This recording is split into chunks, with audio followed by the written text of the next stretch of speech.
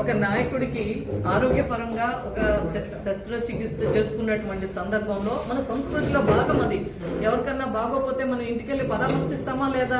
అది మన సంస్కృతి, మన సాంప్రదాయం. అది మనకు ఉన్నటువంటి ఆప్యాయత, అనురాగాలకి అదొక నిదర్శనం. దాన్ని కూడా వెటకారం చేసేటువంటి మూర్ఖులు ఇవాళ రాజకీయాల్లో ఉండటం మన దురదృష్టం. గతంలో ఇదే జగన్మోహన్ రెడ్డి గారు కోడికత్తి డ్రామా వేసినప్పుడు మరి ఆయన ఎక్కడికి వెళ్ళారు?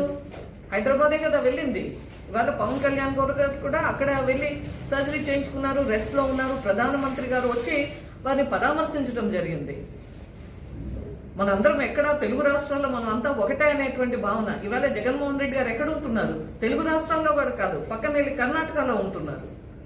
ఎప్పుడైనా ఏదన్నా ఉంటే అప్పుడు వస్తారు. స్పెషల్ ఫ్లైట్ లో వచ్చి ఒక స్పెషల్ గా ఒక చిన్న ఇది పెట్టి మళ్ళీ అదే స్పెషల్ ఫ్లైట్ లో బెంగళూరు వెళ్తారు. వీరా మాట్లాడేది. ఆయన చెప్పారే నీతులు చెప్పడం కాదు, ప్రాక్టీస్ చేయాలి అని.